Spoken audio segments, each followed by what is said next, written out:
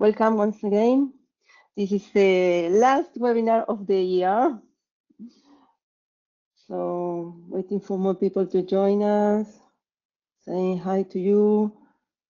Well, remember for those that for any reason have to leave and cannot finish this webinar, it's going to be recorded and then uploaded on our YouTube channel as usual.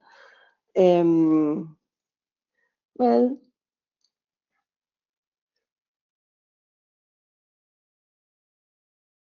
today we have Jamie Lucero. I guess many of you know this guy with Plus Tools, one of our latest products, still in beta. He's going to explain much better later. But I just want to introduce him a little bit. Jamie has more than 20 years of experience. He's a French to English translator and a translations tool expert. He holds a Master in Translation from the Midbury Institute of International Studies at Monterey. Jimmy has also served as a program manager for the Bellevue College Translation and Interpretation Program and as a board member of the Northwest Translators and Interpreters Society. It's an 88 chapter.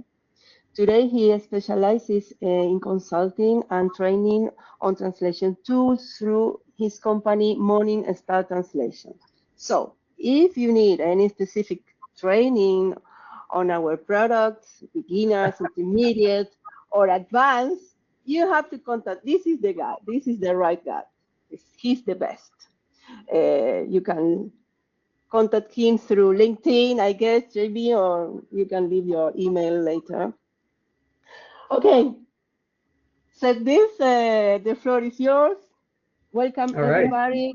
Remember, we are going to leave some time for questions at the end. I will, enable the mic, or if you want to write them, I will read them. Okay, Karina, thank you for that warm introduction. And I think to get started, we're going to turn our videos off just to maximize screen space for the presentation. And again, if you have any questions or any of that sort of thing, just put them in the chat and we'll get to that later in the session. So I'll go ahead and turn off my camera. Okay, so what I have on screen to start out is the Plus Tools website. It says documentation because it is both going to be where you can learn how to use the tool and also where you can download it. So it covers both things. We can share the link with you later as well. But when you get to this site, the first thing that you want to notice is that this is in beta. So I'm going to warn you ahead of time. It's very likely that we will encounter some kind of bug today. I'm not going to worry about that. The tool is well functional. So, despite any small things that might occur, typically we can just turn it off and turn it back on again, the classic computer fix for everything. That being said, if you want to download it, you go to their site. It's supported for both Windows, Mac, and Linux. So on the left here, you can download the Windows version, and then if you click on the Mac one, it takes you to a different section. I just wanted to share this if you're a Mac user. There's a small extra step that you have to do involving using Wine on Mac to run it, but our developer, Yves Champollion, he has made sure that this runs well on Mac. So it's not just a quick, put this thing on your Mac and then you can try to run this Windows program. He's definitely working hard to make sure that it runs as it's supposed to on a Mac. So if you have a Mac, you'll need to go here and follow some special instructions, but it'll work well there as well. So the other question is, what is this Plus Tools? So Yves has already done a presentation on one function of Plus Tools. So that's the number one you see here. It can function as a CAT tool, and it only handles Microsoft Word files. I think the eventual idea is that this tool would replace Wordfast Classic going forward. It's not clear when that would happen exactly, but that's, I think, the intention. We're not talking about that today, though. What we're interested in is number two, Plus Tools, as an impressive collection of utilities such as translation memory and glossary editor for the translation industry. So I don't need to read this whole thing, but essentially it's a power tool to edit and clean and optimize translation memories and glossaries. You can do a few other things with it as well, but we're focusing today on translation memories. So that's going to be what we're doing with Plus Tools.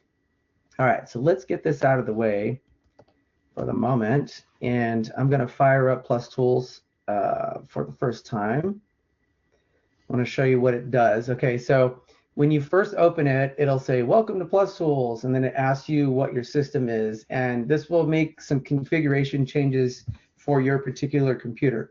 So the first time you turn it on, you'll want to make sure to answer that according to your system. So I'm on Windows. I'm going to go ahead and click close on this to keep it like that, and this is what it looks like. It's a very simple looking tool. Nothing terribly shiny about it, but it does the job. So I'm going to maximize my screen here. There we go. Okay, so the easiest thing you can do with this tool is you can drag and drop files into it. If you were going to try to translate a Word file, you can drag and drop that, but that's not what we're focusing on again. So we're going to look at some translation memory files. So I'm going to first show you a few files that I have prepared for this.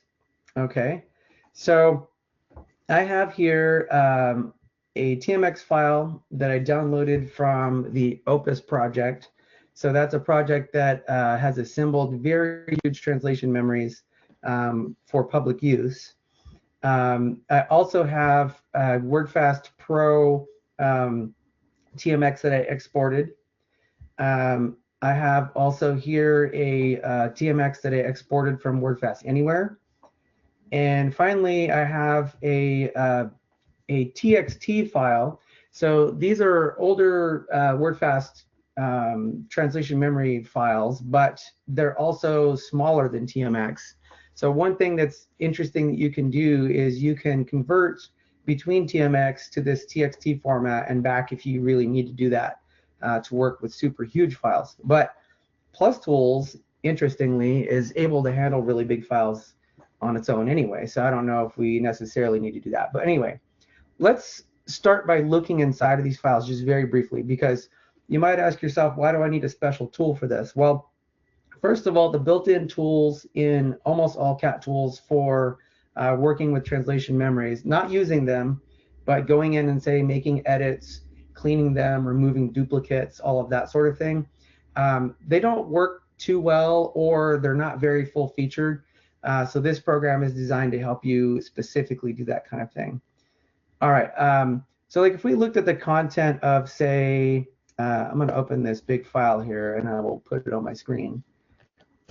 You know, you could theoretically go through this TMX and make edits to it yourself, but it's not a very nice format to work in. There's a lot of XML tags and other things going on in there, so it's not ideal in terms of working on it. I mean, you could theoretically select a word and change it and save it, and that would be okay. But you know, you're living dangerously if you're working in that way. Let's see what Plus Tools does, though. Okay, so first I'm going to take the old Wordfast TXT format. I'm going to drag this into the tool and let it open. So you can see it immediately opens it. It's a very fast program. And it's showing us the contents of the source and the target and some other things that are happening there. I'm not going to use this file for demonstrating. I have some other TMX ones that are interesting. So what I'm going to do is just close this down, and I will bring in some of the other ones. So first thing I want you to notice, this Opus TMX I have is a 136 megabyte file. So it's pretty big. And let's see how Wordfast Plus Tools handles this. I'm going to drop it in. Okay, first thing it's doing is it's saying to me the source language is English, target is French. Sounds great. Click OK, and it's just popped that right open. So 136 megabytes open right up. This is another negative of trying to do this sort of thing within a CAT tool, or even there are some other tools out there that help you with working on translation memories, but many of them can't handle very big files. If you were to drop a big file in it, your machine might think about it for several minutes before it even opens the file. And if you try to make some edits, it might do the same thing again. So it's very slow. Okay, so I dropped that one in. It was pretty big. I want to show you what happens if you want to add more files. So I'll go ahead and drop a couple more in here. Okay, so this one here, it has a difference from the first one. The first one just showed me the languages. This one is showing me, it says select up to 4 prop elements. So what prop elements are for is they contain attributes for any translation units you have. Most of the time we don't need to do anything with these, but if you did need to see them or see what they're for, you can check these boxes, and when you do that and click OK, it will add those to the additional display here. So if you look over on the right side, those 3 attributes are now displaying for that particular file. Okay, I'm going to open one last file. We'll do this one. This is my small one from Wordfast Anywhere. Okay, again, this one, the languages are they're in an opposite manner. So it's French source, English target. And here there are attributes that come out of Wordfast Anywhere. I'm not going to turn those on because we've seen what that does already, but if you wanted to see those, you could turn them on. So I'll click OK. Okay. So at this point, what I want to do is walk everyone through the Plus Tools interface so we understand what's going on in here. The number one thing, I have 3 files open at the same time. It's a little bit like a browser. So you can see that it has different tabs up at the top. You can feel free to switch between them as needed. There's also the little X icon, so you can close the tab, so that'll just close the file. There's a plus icon over here if you want to add another tab. So you can, in theory, have as many open as you want, but I have to warn you, if your TMX files are large and you open a ton of those, it might get a little heavy on your system. So just keep that in mind. Okay, so whichever tab is active, you can see the full path in this bar. So it's like an address bar in your browser, sort of, but it's, you know, for Plus Tools. So here you can actually type the address of something and go there and open that if you want, but this will usually display the active tab.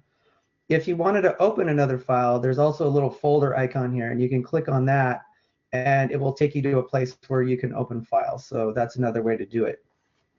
Okay.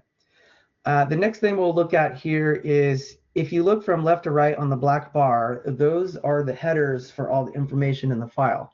So if you have a date for your translation unit, it'll display in the date column. The user is the person who either created the translation unit or last edited it. The count would be how many times that translation unit was used. Then you have source language code, the language itself, target language code, etc. If you have more stuff going on, like the one here where I imported the extra attributes, you'll see those over on the side.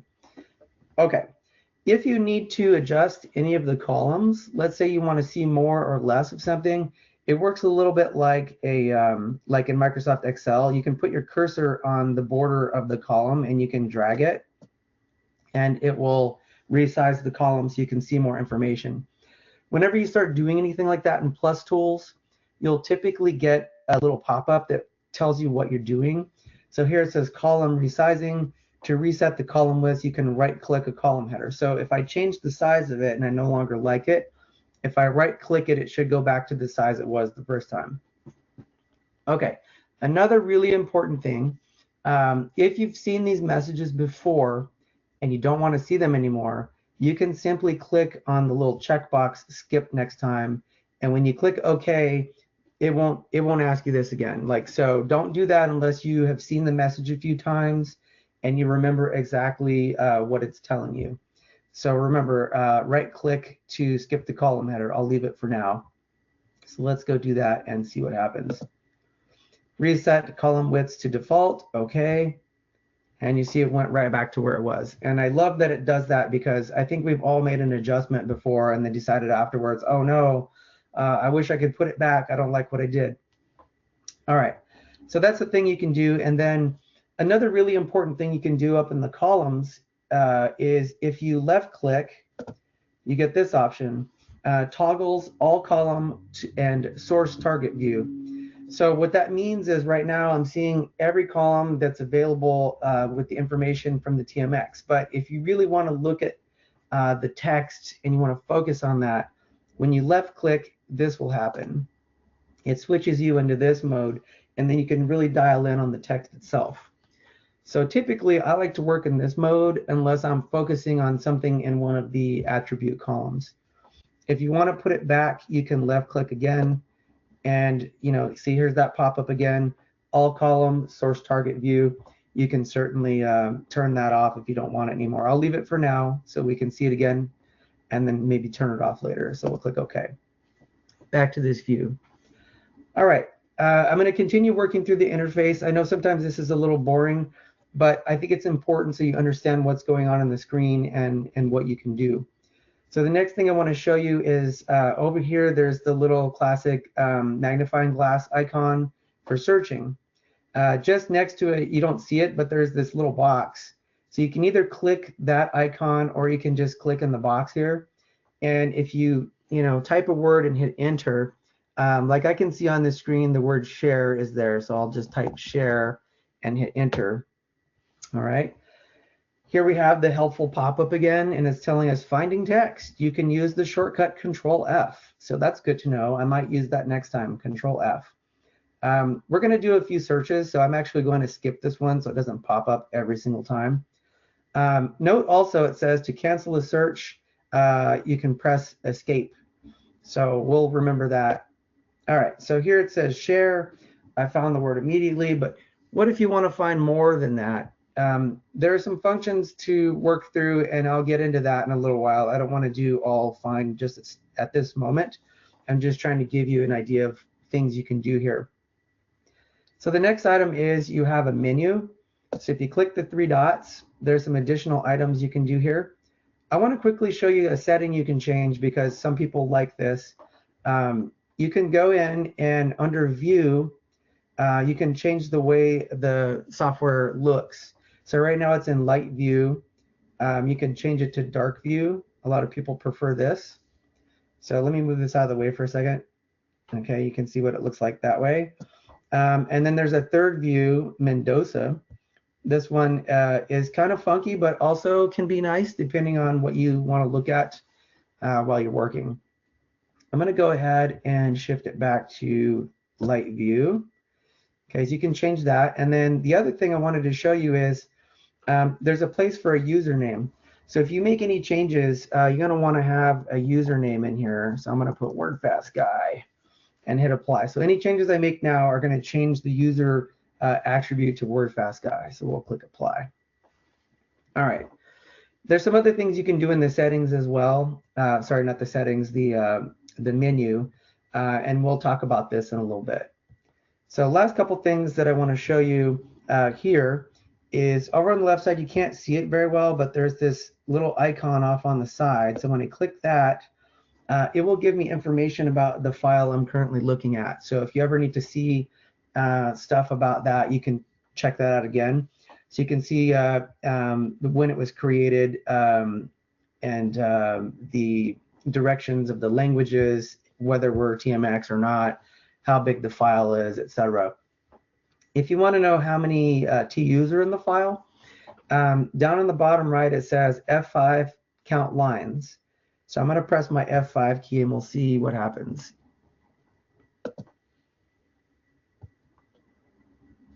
Well, in this case it's not actually doing anything, and this is to be expected. It works normally, but it's not working right now. I'll solve that later. Let's come back to that. On the left side, there's a strange little slider here. If you hover over that, you can change your font size. So right now, it says font size regular. You can take the slider up. And again, we get our little warning here. Sorry, Jamie, I think I want to do something. Okay, let me come back. 1 second. What you use your mic, you want to speak, you can speak.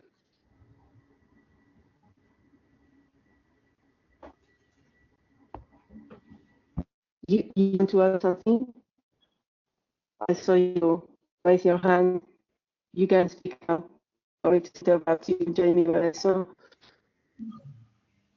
Okay, can you Okay, hear me?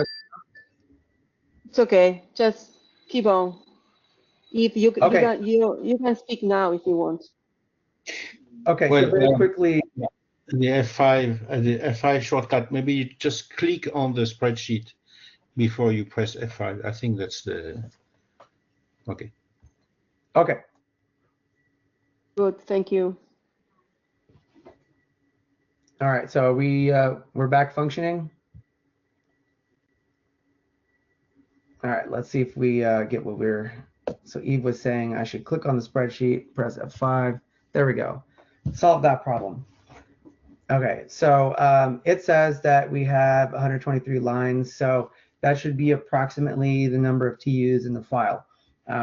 As far as I understand it, it's not like 100% accurate, but it should be accurate enough for you to understand like how much content is in the file. All right, so we have that for this particular one. I think I had moved on to the font size. So here we can see we're in a larger font. You can adjust the slider up and down to make it bigger or smaller. I'm actually going to leave it bigger for the purposes of the presentation because I think it's easier to look at. Okay. So moving on from here, what I'd like to do is start showing a few things that we can do with our files. So let's go back to the find feature. I'm going to click on the really big file here. And remember, I showed you that you can press Control F. So if I do that, it activates the find feature here. Okay. I think for the purposes of this also, I'm going to left click the column headers, and I'm going to hide this other stuff so we can focus in on our text. So we'll do Control F. I'm going to look for the word bold because I tried this ahead of time just to see what would happen, and I'm going to click enter. All right, so here we go. We found the word bold. It's highlighted in yellow, so everything's looking good there. Up here where the find area is, there's this down arrow looking button. You can click on that to move from the first thing it finds to the next one to the next one. I'm going to refresh this really quick here. It looks like, there we go. So my buttons are back. Okay, so I'm going to click on this little down arrow here, and you can see we jump to the next instance of bold. Do it again, next instance of bold. And if you, typically if you hover over, you'll get the information that this button can also be controlled with the control down arrow. So I'm going to use that instead of clicking, it's faster. So control down arrow, and you can see I'm moving through all of the various incarnations of bold. Now, one thing about this is there are some default search settings. Okay, look here, for example, I'm finding boldly. So maybe I want to find just bold. There is an option here to do whole words, so I'm going to click that. And so now if I search through, it shouldn't find boldly anymore. It should find only the word bold. So as you can see, we're going through and there's no other versions of that, okay? There's also case sensitive. So if the word bold had a capital B, if you have case sensitive on, it won't find it. So let's go back to the beginning here. I'm going to go back to the start, and then we'll search for bold again and see if that makes any difference. Okay, so down for bold, still small. Going through. Yeah, I may not keep doing this because it will take a while, but there is an instance of bold having a capital B in there, and so you would be able to find that as well. And in essence, though, this is how you go through. You can find things in both source and target. So to give you a quick overview of that, I see this word over on the right side, so let's look there. So I typed in jouer for French, and immediately I get 2 hits over on the right side. So you can search either side. And in fact, if a word exists on both sides, it will highlight it on both sides. So it's a pretty powerful find feature. Now, if you want to do some actual changes to the file, there's also this icon, which brings up find and replace. So find and replace, you can bring up also with Control H, it's shown here. And you can actually abuse this box a little bit. One thing that I like to use it for is you may want to do some more sophisticated searching, And there's the ability to use, here it says use regex, also known as regular expressions. So if you know anything about that, you can turn that on and you can find something that way as well. You just need to be aware that if you're doing that from here, you have to be careful not to change anything. So I will show this very briefly here just to see what that looks like. And I've got to look up my example word so I can remember what I was looking for. Oh, yeah, we're going to do this. So let's say that I wanted to find any segment that starts with a capital T. If I want to find starts with, I'll do a caret character and a capital T. And the other thing you want to be careful about is by default, it will search in the date column. I need to look in my source column, so that way I'm searching in the source. I'm not going to put anything in replace with. I'm just, like I said, I'm sort of abusing this for a second, and then I'll come back and we'll do an actual replacement. So find replace. Okay, I want you to notice down on the bottom left, it says find replace. It's got like 3 little bars there, and it says 0%. Press escape to cancel.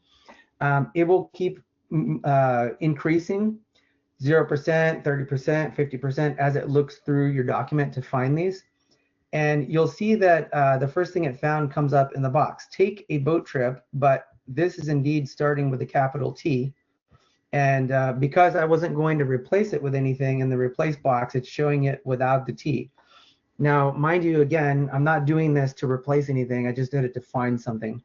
So if I wanted to continue doing that, I can hit skip and it will move on to the next instance. Take a break, skip, take a break. So apparently this comes up a lot. Take a break. So anyway, you get the idea. And then if I found what I need to find that way, I can cancel out and nothing happens. Okay, so no replacements were made. That's fine. I want to reiterate, I was sort of abusing that a little bit to use regular expressions, but let's go in and do an actual replacement. So I'll turn this off. We know the word bold is in here, so I'm going to go bold. I'm going to say match the case and match whole word, so we're not doing boldly, we're just doing bold. And I'm going to replace it with, let's do something that's easy to find. I'll go Q, Q, Q. All right, so we're going to find replace. All right, so if we look now, the word bold is here, and the preview of the replacement is down here. So it's showing it's going to replace it with Q, Q, Q. So if I want to replace everything in the document now, I can simply hit replace all. And down on the bottom left, you can see it's running through 6%, 8%. Now remember, this particular file, I think, has 100, it was 150 megabytes or something like that. So it's got a lot of TUs in it. And I think it's good to show this working a little bit so you can understand, okay, I'm working on a really big file here. I'm doing a global search replace, and it is moving along pretty quickly. We're at 50% already, which is great. If you start one of these and you don't want to continue it, you can hit the escape button and it will stop. So that might be a good out if the file is super big and maybe your computer's old and it's taking too long and you want it to stop. If you hit escape, it will stop. Okay, 90%, 92, we're almost there. And done. Okay. So we have 311,913 lines. So there's a lot of TUs in here, and we just made a replacement in 40 lines. Jamie? Yep. I think there's a problem with GoToMeeting that we don't see the small windows, like the progress bar was not shown, just for you to know. Oh, interesting. Okay, yeah, because on my end it's showing down on the bottom left. So, okay, I'm not sure I can do a lot about that. I can shrink the size like this. Well, actually, I'm not sure it'll show that way either. So, trust me, it's there. It's on the bottom left of the screen. That's where the progress bar is located, and you will see that. I apologize for that, but it seems to be a shortcoming in GoToMeeting. So I'll keep that in mind if anything else is on the very bottom of the screen, in case you can't see it. Has everyone been seeing the little pop-up dialog boxes in kind of the orangish color that give us warnings about everything? I just want to make sure that's coming through as well. Okay. All right, so we have a few more things to do to wrap things up. I wanted to show you now that I can look for the change that I made. So let's go look for Q, Q, Q. and see what happened. Let's see, I'm going to go back to the beginning of my document here. Okay. All right, so there's the change I made, and I'm going to use control down arrow to look again. Okay, so you get the idea. Now I can go verify that the change has been made. So that's that. All right, I'm going to stop on that now because that pretty much covers what you can do there. You can experiment with that all you want, but I want to show you a couple of more powerful features at this point. I'm going to move over to my smallest file because I think it's easiest to show some things in here. So inside of the menu, we have the filter function. So let's go into there. So filtering, what that's going to allow you to do is display a subset of TUs so that you can act on those alone. That way you're not affecting the rest of your document. So for example, here you can say any field. So what it will do is it'll search anywhere and anything. And usually you don't want to do that. So you want to be careful when you search that you change this to the correct one. So if I wanted to search something specific in the source, I would change that to source and then look. But before I do that, let me walk you through the various filters that are available. So the custom filter allows you to search any of the fields, and you can also search with different kinds of criteria, including regular expressions if you want to do that.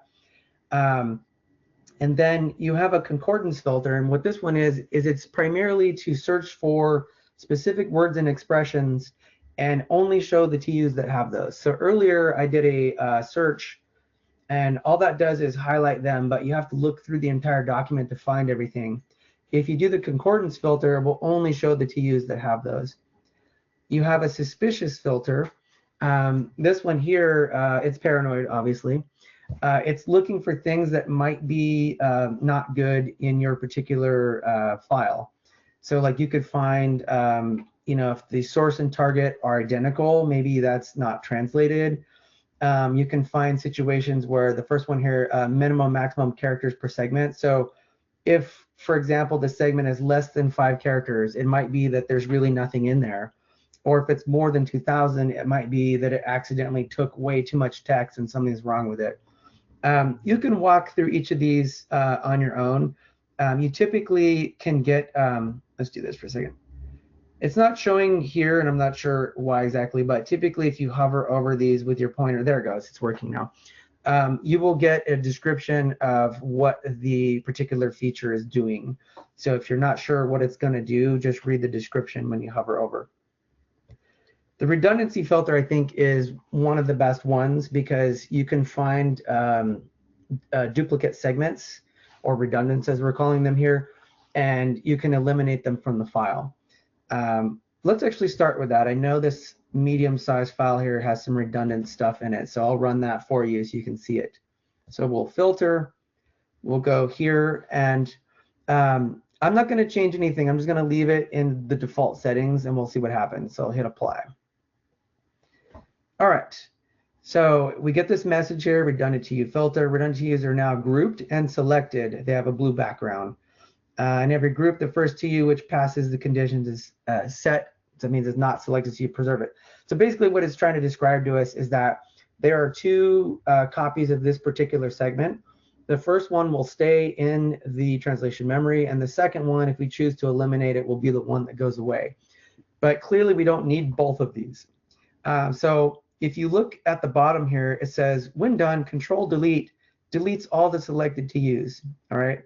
Now I have to warn you, if you have a really big file and you run this, it may find things that you don't want to be removed.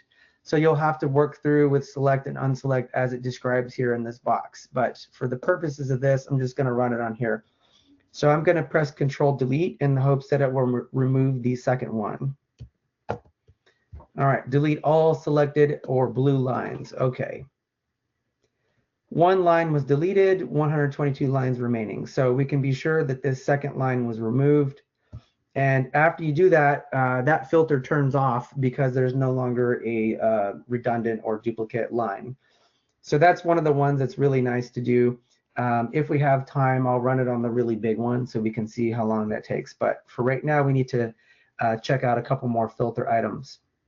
So if we go back here, I'm not going to work through every single option here because it's more advanced and it takes a while, but let's try one of these. We have, identical source and target. I believe I have some of those in here possibly, so let's try that. Okay, so if it doesn't find anything, suspicious to you filter didn't find anything. I'm going to go ahead and run it on the big one. Let's do it. I think we have the time for this. And notice, by the way, if you want to get to filters faster, you can press Control L, and that'll take you straight to this box without having to worry about it. So I'm going to run identical source and target here, hit apply. Okay, so this time the progress is showing directly on the screen. Hopefully you can see this. 33, 37, you can see it's running through pretty well, and this is that really big file that we looked at earlier. Alrighty, almost done.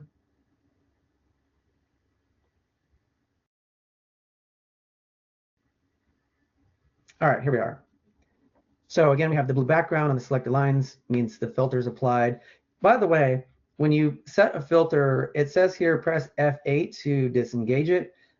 You can actually use that to toggle. Before I explain the filter here, let me press F8 so you can see what happens. So it turns the filter off, turns it on, turns it off, turns it on, etc. There's also a button on the lower right, if you can see it, that will toggle on and off as well. It says show unfiltered or show filtered. Okay, if you look at this, what it was supposed to do is find any segment where the source and target are the same. And we can see that all of these, they're exactly the same. So you would have to ask yourself, do I really need these? If you don't, then you can use the Control Delete again and just wipe them out. Okay, so that would be a use of doing that. All right, I'm going to press Control L this time to go into the filters. Turn this back off. So let's look at what concordance does. Maybe I'll do this on a small file so we can run it faster. Okay. Like I can see what's here, but let's say I wanted to look for in the target, I want to filter for the word icon. So we'll do that and I'll hit apply. All right, so you'll see on the right side, we have filtered only for the word icon, and that's all it's showing me now. Now, the filter doesn't show you where the word is located, so you can actually combine the filter with the find. If you want to do that now, like let's say I filtered it and there's like a ton of segments and I'm having trouble figuring out where's the word icon. If I hit Control F and type icon and hit enter, now it highlights them within the filter. So this is fantastic because, like I said, if you have thousands of TUs that you need to look through for the word icon, you can just highlight them like this and it's very easy to find it. The program told us this earlier, by the way. If you hit the escape button, it turns the find highlight back off. So you can do that if you want to get rid of it. Okay, so I'm going to press F8 to unfilter. Again, F8 to filter. Just wanted to show that one more time. Unfilter. All right. So let's go back one more time. I think I'm going to go to my big file for this final demonstration, and then I'll try to answer some questions after that. So let me first switch to the big file, and I'll do one more filter. So I'll hit Control L, and I want to show you the custom filter this time. So I'm going to look for not any field. Remember, you have to choose very specifically source or target. If you don't, you're going to be searching in all those other attributes and stuff. So I'll do source, and let's say the source contains, let's go with, I think I saw the word phase sitting back there. So let's try that. Okay, we'll apply it, let it run. I'm going to do one more on the big file using a regular expression so you can see how that works too. Okay, so this is supposed to have found phase. So now I'll do Control F to find it. I think I searched for capital like this. I don't know if that makes any difference or not, but there we go. All right. So in the find, for example, I want you to pay attention to this. I have case sensitive turned on, and I tried to find capital P phase. So it's not showing us all the phase that's available. If I turn this back off and run it again, now it's showing every version of phase, whether it's capital or not. So that was something we talked about early in the in this session. I'm gonna unfilter and do one last one for you, and we'll end with that and then try to answer some questions. So, okay, I'm gonna do Control L. I'm gonna switch to the powerful regular expression here, and I'll show you that same type of thing I was doing earlier. If you put this little caret character, it means find me things that TUs that start with this. So I think it, oh yeah, the word thanks. There's some segments that start with the word thanks. So I want to find those. I'll hit apply and we'll see what happens. Okay, it says it didn't find any. Not sure why not. You know what? Sometimes I've found that if you move around in the file and then go back to the beginning, you'll get a different result. It could be too that I searched on a different file and not this one. So we'll try it one more time.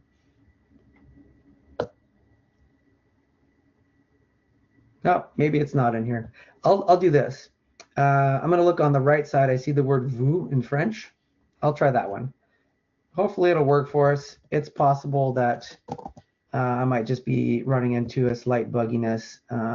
Move up here to target. Okay, let's try this one. There we go. Okay, it functioned. I'm not sure that was the program. I think the word that I chose was maybe just not in the source of this particular file. But if you look on the right side now, you can see we don't care about the other vous there. We're just looking for segments that start with the word vous. So you have that set up now. There's one last thing I have to tell you before I stop for questions, and that's that when you filtered something, I don't know if you can see it, but on the bottom left of the interface, it says Control-C to copy and Control-Delete to delete. So one thing that's interesting is if you have multiple files open, you can copy the stuff that's blue that you filtered, and then you can actually paste it in one of the other files that you have open. So it's a way to find specific TUs and move them somewhere else, or copy them somewhere else. And I already showed you, you can remove them with Control Delete, but I'll show you this really quick.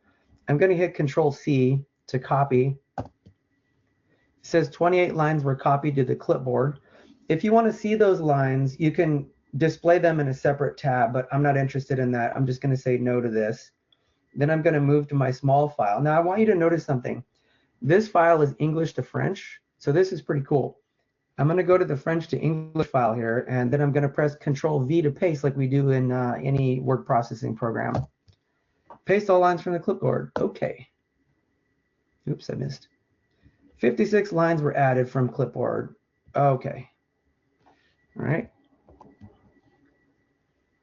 All right. Now, so you'll see all of those lines starting with vous from my first file have been moved to my third file. And interestingly enough, this one's French to English, and they flipped for me automatically. I didn't have to worry about the languages going in the wrong place. So that's essentially the end of what I wanted to show you today. There are some other things you can do. Again, that's more advanced stuff. I encourage you to go back. I'm just going to show this one more time so you can see it.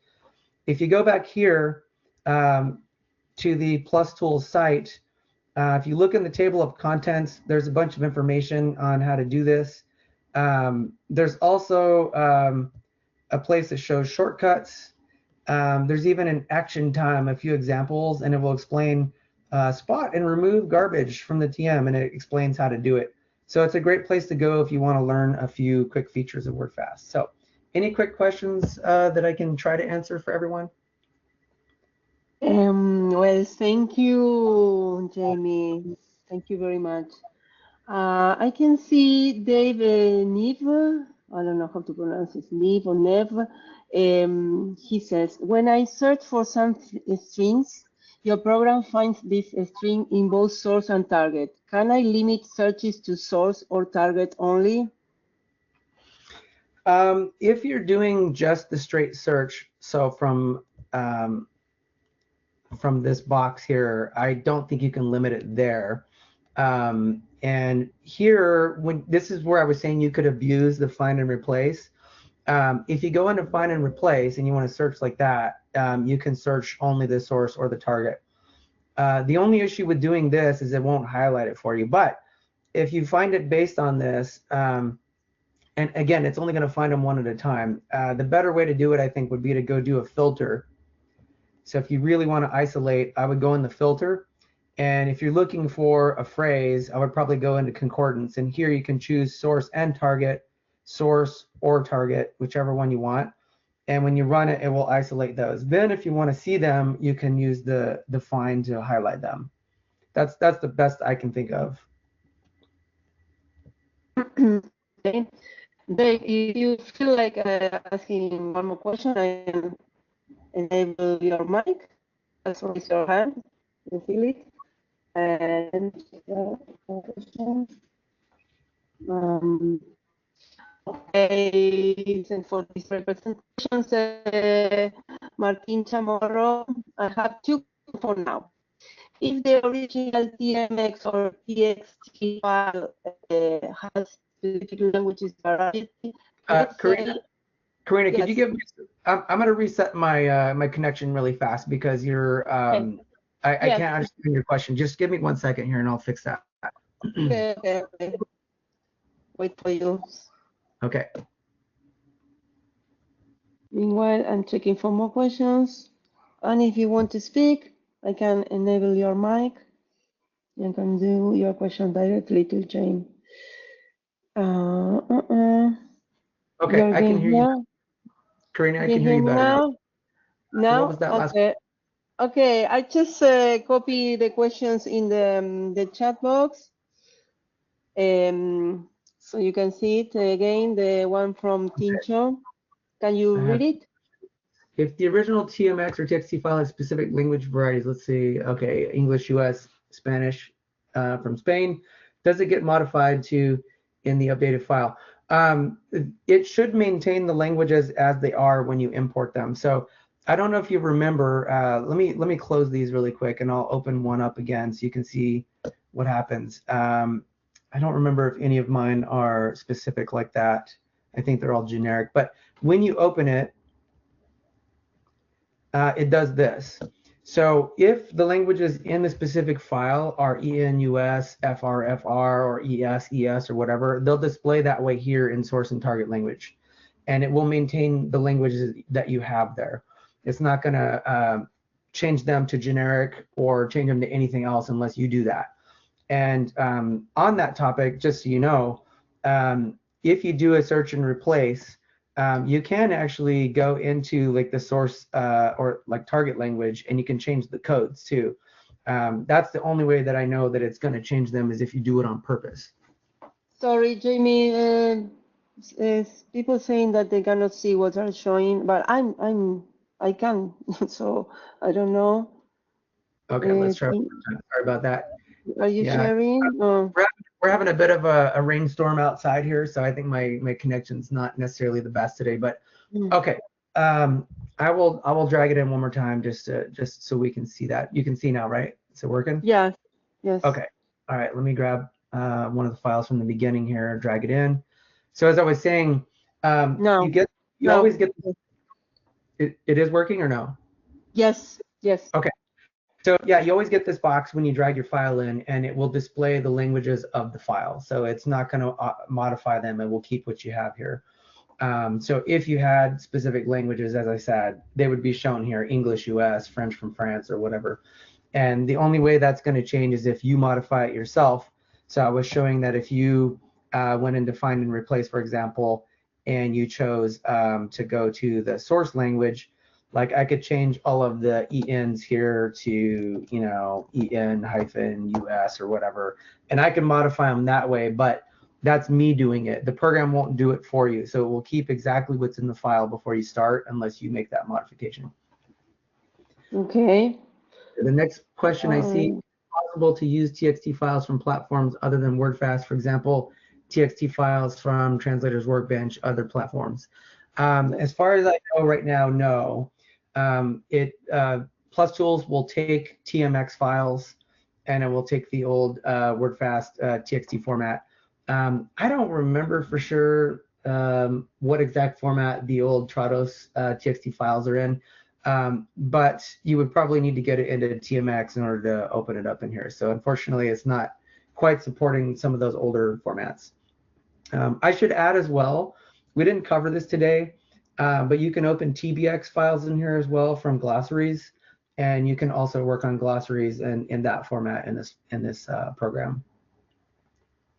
Okay. Any more questions? Checking for that. Yeah, quick point. I don't know if Eve is still with us. Maybe Eve could give us some clarification on formats other than TMX and Wordfast text, if he's available still. Eve, you have the mic. I don't know if he's there now. I can see him connected, but not sure because he told me he had to go. Okay. You know, we can always look into that, but right now, as far as I understand, it's TMX and Wordfast text. Yeah, we have one more question. It says, how do we save the updated file? Just close or? Just close. Yeah. In fact, any changes you make, as soon as you make them, let me show you what it looks like in my folder here. I'll make this, well, it's not super big, but so I made changes to the Opus one. Remember, I got rid of some duplicates. So you can see the file was saved at 8:30 when I made that change, and it made a backup file for me as well. This is important to see. So right next to my original file, there's a file with the extension .bak. So that's my original TMX before I modified it. So if I don't like the changes I made, I can just go back and change the extension from BAK back to TMX, and I have my original file. But yeah, it saves as soon as you make any changes, they're saved automatically. It doesn't matter if you still have it open or not. Like any change I make right now would be there. Oh, you know what? That reminds me too. Let's do a change so that you can see this, and also I can show you one last little thing. I'm going to take this one's I'm going to change this one. Okay. This is our small one. Okay. I forgot to mention earlier, and this is important. If you want to just make a manual change, you can double click anywhere, and then you can type on it. So let's change the word italic to TTT, and then I'll hit the enter key. All right, so I just made that change to my file.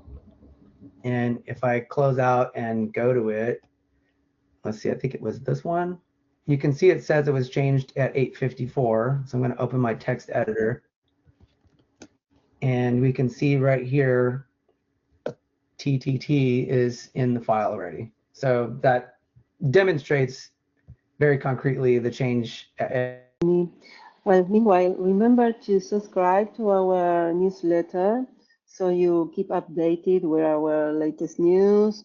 Webinars will start next year, maybe in February or March. We're trying to keep on doing one time a month.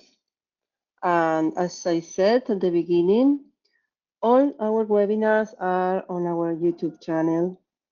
Please go and check there. You can see everything again if you didn't understand. So Jamie is appearing again. Hi, Jamie. What happened? There, we lost you. It's not great today. Sorry about that. But I was no worries. All I was saying is I was just going to reiterate the piece of information I forgot. If you want to make a direct change, just double click any cell in the program, and then you can type whatever you want and then hit enter, and it will allow you to make that change quickly and manually. So that's an important one because it's a very simple way to make a change. So. Okay, I have a friend of mine, Tincho Chamorro, that maybe you can ask one more question, Tincho, or add something that I know that you are a fan of Wordfast. I enable your microphone. Hi. Hola. Hi. Can you hear me? Yes. Oh, thank you.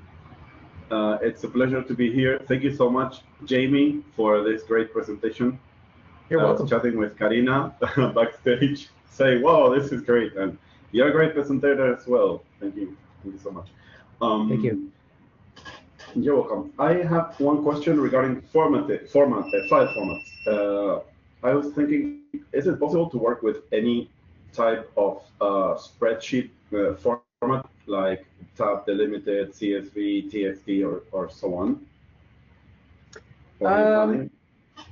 I don't remember for sure, but I believe you could probably do a hack for that, because the Wordfast TXT format is actually a tab delimited text format if you open it up. And I would suggest that if you had a Excel glossary, for example, and you saved it as a tab delimited text, you could probably open it inside of Plus Tools and work on it.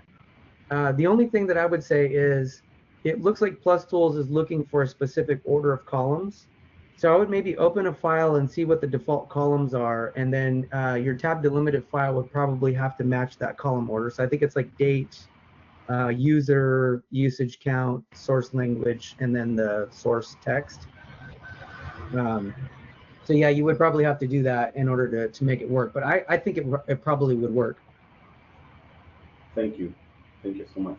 And kudos also to Philippe and Reginaldo, too, who are also great presenters. Thank you. Thank you. So I can see one more. I can enable the mic. You, me guy, it's you. If you guys speak now. You there?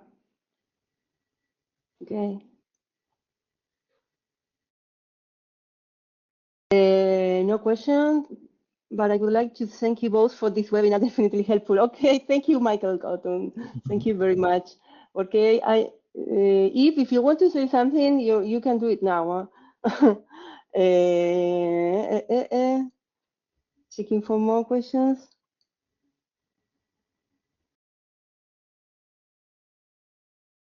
I don't know, because he was raising his hand. Because I know maybe you are with the phone.